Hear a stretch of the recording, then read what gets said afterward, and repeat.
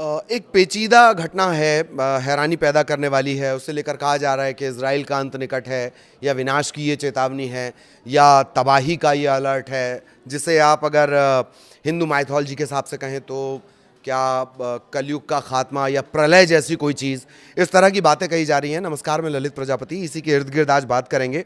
एक घटना हुई है दरअसल, उसके वैज्ञानिक पहलुओं पर भी बात करेंगे और क्या उसे लेकर कहा जा रहा है वो भी हम आपको बताएंगे। इसमें यशाह मतलब बाइबल का जिक्र है और कुरान का भी जिक्र है, वो भी हम आपको बताएंगे। लेकिन सबसे पहले घटना क्या हुई है वो जान लीजिए।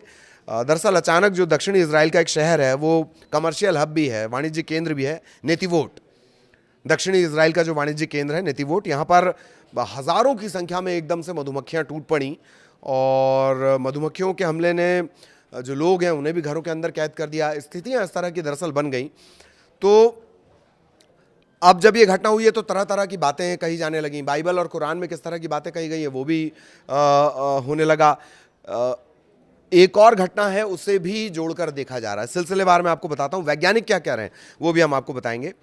तो बीते कुछ सालों से चूंकि जो इजराइल है वो युद्ध में उलझा हुआ है, और युद्ध में उलझा होने की वजह से बहुत सारे लोग इसे अलग अलग तरीके से को रिलेट करके, जो यूज़र हैं वो इसे को रिलेट करके देख रहे हैं, वो भी हम आपको बताएंगे। दक्षिण इजराइल का शहर है नेतिवोट, और मधुमक्खियों के बड़े झुंड गाड़ियों आम लोगों पर इन्होंने हमला कर दिए, और इसके बाद सोशल मीडिया यूज़र्स इसे बुरे संकेत के तौर पर, तबाही के बुरे संकेत के तौर पर इसे देखने लगे।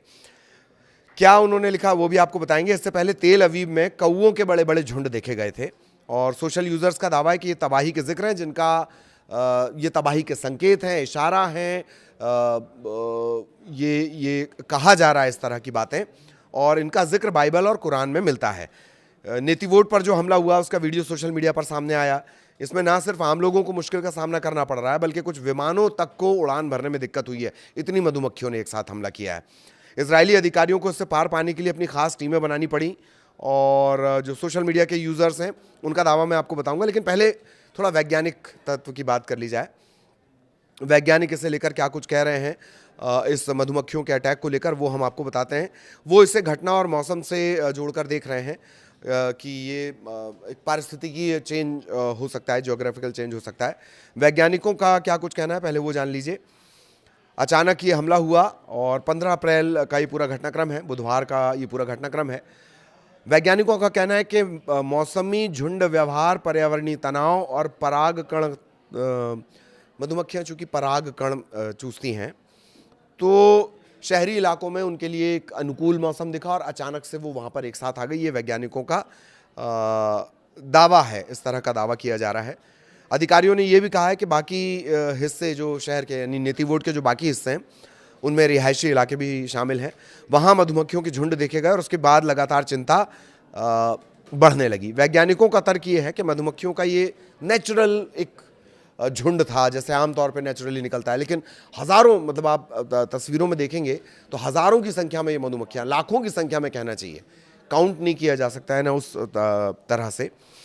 तो वैज्ञानिक ये कह रहे हैं कि ये नेचुरल है, बिल्कुल नेचुरल है, और आमतौर पर ये तब होती है जब किसी छत्ते में मधुमक्खियों की संख्या बहुत ज़्यादा हो जाए, एक छोटी सी कॉलोनी, उसमें रहने के लिए ढेर सारे लोग पहुंच जाएं, तब इस तरह की स्थितियां बनती हैं। और वसंत ऋतु में तापमान में वृद्धि के कारण फूल खिलते हैं, और छत्ते की जो मधुमक्खियाँ हैं उनमें, उनकी संख्या में तेज़ी से इजाफा होता है। तो जब एक लिमिट तक छत्ते का आकार पहुँच जाता है कॉलोनी का, तो जो रानी मधुमक्खी है वो हज़ारों श्रमिक मधुमक्खियों को अपने साथ ले जाती है, ताकि वो किसी नई जगह पर घोंसला बना सके। मतलब बिल्कुल नेचुरल प्रोसेस है, वैज्ञानिकों का ये कहना है। वैज्ञानिक ये भी नहीं मान रहे हैं कि ये कोई दुर्लभ व्यवहार है, दुर्लभ घटना है। ये जीवन चक्र का एक, मधुमक्खियों के जीवन चक्र का एक पहलू है, और इसी तरीके से उनका जीवन चक्र चलता है।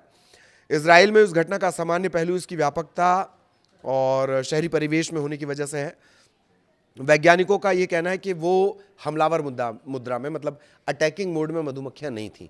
लोगों का कहना है कि मधुमक्खियां हमला कर रही थीं, चूंकि रिहायशी इलाके में हुआ है। तरह तरह की बातें इसके लिए कही जा रही हैं, और लोगों का ये कहना है कि दूर से देखने में तो जब ये झुंड मूव करते हैं तो ऐसा लगता है कि ये कोई आकृति बना रहे हैं, कोई क्रिएशन कर रहे हैं, लेकिन वही झुंड अगर एकदम पास आ जाए तब पता चलता है कि वो कितना जानलेवा हो जाता है। इसके अलावा लोग तेल अवीव की ये घटना का भी जिक्र कर रहे हैं। तेल अवीव में इस तरह का घटनाक्रम हुआ था जब बहुत सारे जो कौवे हैं वो आ गए थे, कुछ दिनों पहले का ये घटनाक्रम है। अब जो यूज़र हैं वो क्या क्या लिख रहे हैं, सोशल मीडिया पर यूज़र क्या लिख रहे हैं, वो इसे जोड़कर देख रहे हैं तबाही से।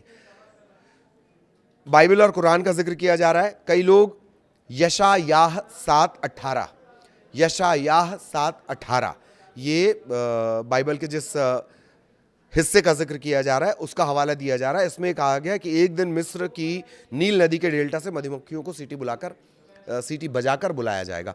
वो मैं आपके लिए लेकर आया हूं। मैं आपको बताऊंगा कि यशायाह और सूरह अल अशूर क्या कहता है। भारत के भी जो इंटरनेट यूज़र हैं वो भी तरह तरह के रिएक्शन दे रहे हैं। उनका कहना है कि इज़राइल में जो मधुमक्खियों का हमला हुआ है वो कुरान की सूरह अल अराफ से जुड़ा हुआ है, और इस आयत में कहा गया है जिसका जिक्र किया जा रहा है 7:133 इसका नंबर है। इसमें कहा गया है कि बाढ़, टिड्डियाँ, मक्खियों, मेंढक ये एक साफ निशानी के तौर पर होते हैं। ये अहंकारियों और अपराधियों को संदेश है। अब इसमें यह भी हो सकता है कि लोग अपना नाराज़गी जो है, बहुत सारे लोग नेतन्याहू से नाराज़ हैं, वो इस तरह से नाराज़गी जता रहे हो।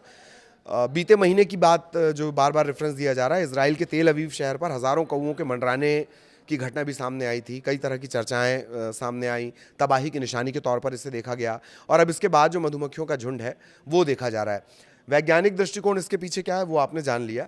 अब ज़रा ये जान लेते हैं कि जिसका जिक्र किया जा रहा है, एक तो सूरह अल अराफ का जिक्र किया जा रहा है 7:133, वो क्या कहती है, और यशायाह 7:18 ये बाइबल का चैप्टर है, ये क्या कहता है। उस समय यहोवा उन मक्खियों को जो मिस्र की नदियों के दूर दूर के भागों में रहती हैं, उन मधुमक्खियों को जो अश्शूर देश में रहती हैं, सीटी बजाकर बुलाया जाएगा। ये जिक्र बाइबल में है। ये पद परमेश्वर के न्याय को दर्शाता है, जहां मिस्र और अश्शूर की सेनाएं यहूदा पर आक्रमण करने के लिए बुलाई जाएंगी। मक्खियों और मधुमक्खियों के समान, मतलब इतने झुंड में बुलाई जाएंगी। रेफरेंस ये है कि ये भविष्यवाणी दरअसल राजा आहाज के समय में यहूदा के खिलाफ अश्शूर और मिस्र के आसन्न सेनाओं के हमले की चेतावनी देती हैं। इसके प्रतीकात्मक अर्थ भी हैं। मक्खियाँ और मधुमक्खियाँ उन विनाशकारी विदेशी सेनाओं का प्रतीक हैं जो देश पर छा जाएंगी, और परमेश्वर इन राष्ट्रों को सीटी बजाकर एक संकेत देंगे, और परमेश्वर की महत्ता को ये स्थापित करती हैं। ये भी ये संकेत देता है कि विश्वास की कमी के कारण यहूदा को विनाशकारी आक्रमणों का सामना झेलना पड़ेगा। ये हो गया यशायाह 7:18। सूरह अल अराफ 7:133 क्या कहती है, तो हमने उन पर तूफान और टिड्डियों और जूं, छोटे कीड़े और मेंढक और खून की निशानियां भेज दी। ये सब अलग अलग खुली निशानियां थीं, फिर भी वे घमंड करते रहे। वे अपराधी लोग थे। रेफरेंस है 7:133। ये कुरान का है। इससे पहले जो यशायाह का जिक्र हमने किया वो बाइबल का है, ये कुरान का है। विनाश की चेतावनी ये देती हैं। इसमें 5 मुख्य अजाब, यानी 5 टाइप के विनाश का जिक्र है। ठीक है, क्या है वो? इसमें तूफान है, टिड्डियां हैं, जूं या छोटे कीड़े हैं, मेंढक हैं, और खून का जिक्र इसमें किया गया है। मूसलाधार बारिश और बाढ़ जो उनके घरों और फसलों को बर्बाद कर रही थी तूफान के संदर्भ में। टिड्डियाँ, इन्होंने बची हुई फसलों और फलों को खाकर नष्ट कर लिया। जूं और छोटे कीड़े जो लोगों के शरीर और अनाज के भंडारों में घुसकर उन्हें बर्बाद कर रहे थे। मेंढक घर के अंदर खाने पीने की हर चीज़ में भर गए थे। और खून, यानी उनका पीने का जो पानी है वो खून में बदल गया था। ये जिक्र आपको मिलेगा कुरान में। ये निशानियाँ फ़िरौन और उनकी कौम को चेतावनी देने के लिए थीं, ताकि वो हज़रत मूसा पर विश्वास करें और फ़िरौन की नाफरमानी छोड़ दें। इन खुली निशानियों के बावजूद वे घमंडी बने रहे। उन्होंने हज़रत मूसा का विरोध जारी रखा।